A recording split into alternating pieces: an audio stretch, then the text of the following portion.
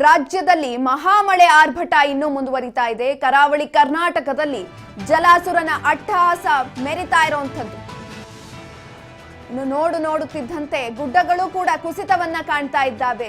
ಮಹಾಮಳೆಗೆ ಜನಸಾಗರವೇ ತತ್ತರಿಸಿ ಹೋಗಿದೆ. ಇದೀಗ ವರುಣಾರ್ಭಟ ಜೋರಾಗಿರುವಂತದ್ದು ಎಲ್ಲಾ ಕಡೆಯೂ ಕೂಡ ಬಿಟ್ಟು ಬಿಡದೆ ಸುರಿತಾ ಇದೆ ಎಲ್ಲೆಡೆ ಮಳೆ.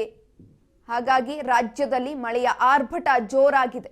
ಇನ್ನು ಕೆಲವು ದಿನಗಳ ಕಾಲ ಇದೇ ರೀತಿಯಾದಂತ ಮಳೆ ಆಗುತ್ತೆ ಅಂತ ಹವಾಮಾನ ಇಲಾಖೆ ಕೂಡ ಮುನ್ಸೂಚನೆಯನ್ನ ಕೊಟ್ಟಿದೆ.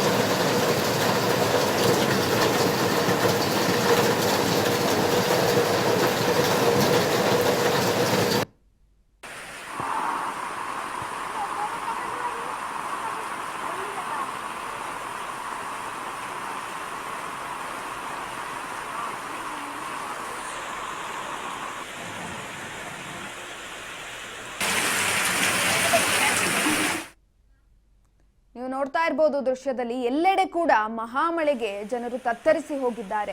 ರಸ್ತೆಗಳ ತುಂಬಾ ಜಲಾವೃತಗೊಂಡಿರುವಂತದ್ದು, ಪೂರ್ತಿಯಾಗಿ ಮಳೆಗೆ ರಸ್ತೆಗಳೆಲ್ಲ ಕೆರೆಗಳಂತಾಗಿದೆ. ಎಲ್ಲೆಡೆ ನೀರು ನಿಂತಿದೆ. ಹೇಗೆ ವಾಹನ ಸವಾರರು ಓಡಾಡಬೇಕು ಅಂತಾನೂ ಕೂಡ ಗೊತ್ತಾಗ್ತಾ ಇಲ್ಲ. ಇನ್ನು ಆಚೆ ಬರ್ಲಿಕ್ಕಾಗಲ್ಲ. ಕೆಲವೊಂದ್ ಕಡೆ ಅಂತೂ ಶಾಲಾ ಕಾಲೇಜುಗಳಿಗೂ ಕೂಡ ರಜೆಯನ್ನ ಘೋಷಣೆ ಮಾಡಿಬಿಟ್ಟಿದ್ದಾರೆ. ಹವಾಮಾನ ಇಲಾಖೆ ಈ ಮುನ್ಸೂಚನೆಯನ್ನ ಮುಂಚಿತವಾಗಿ ಕೊಟ್ಟಿರುತ್ತೆ. ಹಾಗಾಗಿ ನಾವು ಕೂಡ ಎಚ್ಚರಿಕೆಯಿಂದ ಇರಬೇಕು. ಬಿಟ್ಟೂ ಬಿಡದೆ ಸುರಿತಾ ಇದೆ ಕರಾವಳಿಯಲ್ಲಿ ಮಳೆ. ಹಾಗಾಗಿ ವರುಣಾರ್ಭಟ ಜೋರಾಗಿರುವಂಥದ್ದು. ಉಡುಪಿ ಆಗಿರ್ಬೋದು, ಉತ್ತರ ಕನ್ನಡ ಆಗಿರ್ಬೋದು, ದಕ್ಷಿಣ ಕನ್ನಡ ಎಲ್ಲೆಡೆ ಮಳೆ ಆಗ್ತಾ ಇರುವಂಥದ್ದು.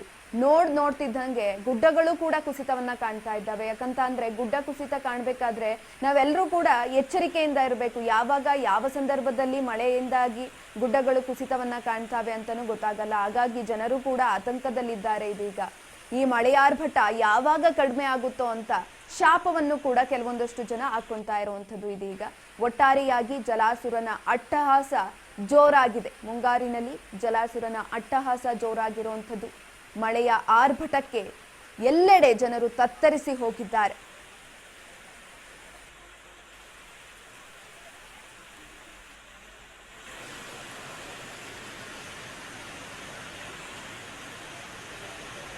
ನೀವು ನೋಡ್ತಾ ಇರಬಹುದು ದೃಶ್ಯಗಳಲ್ಲಿ ವಾಹನ ಸವಾರರು ಕೂಡ ರಸ್ತೆ ಮೇಲೆ ಓಡಾಡೋದಕ್ಕೆ ತುಂಬಾ ಕಷ್ಟ ಆಗುತ್ತೆ. ಆಕ್ಚುಲಿ ಇವಾಗ ಸ್ವಲ್ಪ ಕಡಿಮೆ ನೀರಿರ್ಬೋದು, ಬಟ್ ಹೆಚ್ಚಿನ ಮಳೆ ಆಗುವಂತ ಸಾಧ್ಯತೆ ಇರುವಂತಹ ಸಂದರ್ಭದಲ್ಲಿ ವಾಹನ ಸವಾರರಾಗಿರ್ಬೋದು, ಜನಸಾಮಾನ್ಯರಾಗಿರ್ಬೋದು, ಪ್ರತಿಯೊಬ್ರು ಕೂಡ ಓಡಾಡೋದಕ್ಕೆ ತುಂಬಾ ಕಷ್ಟ ಆಗುತ್ತೆ. ಇನ್ನು ಕೆಲವೊಂದ್ ಕಡೆ ಅಂತೂ ತಗ್ಗು ಪ್ರದೇಶ ಇದ್ದಾಗ ಅಂಗಡಿ ಒಳಗಡೆ ಆಗಿರ್ಬೋದು ಅಥವಾ ಮನೆ ಒಳಗಡೆ ಆಗಿರ್ಬೋದು, ಪ್ರತಿಯೊಂದಕ್ಕೂ ಕೂಡ ನೀರ್ ನುಗ್ಬಿಡುತ್ತೆ. ಆವಾಗ ಮನೆ ಒಳಗಡೆ ಇರುವಂತ ವಸ್ತುಗಳಾಗಿರ್ಬೋದು, ಅಂಗಡಿಗಳ ಒಳಗಡೆ ಇರುವಂತ ವಸ್ತುಗಳಾಗಿರ್ಬೋದು, ಪೂರ್ತಿಯಾಗಿ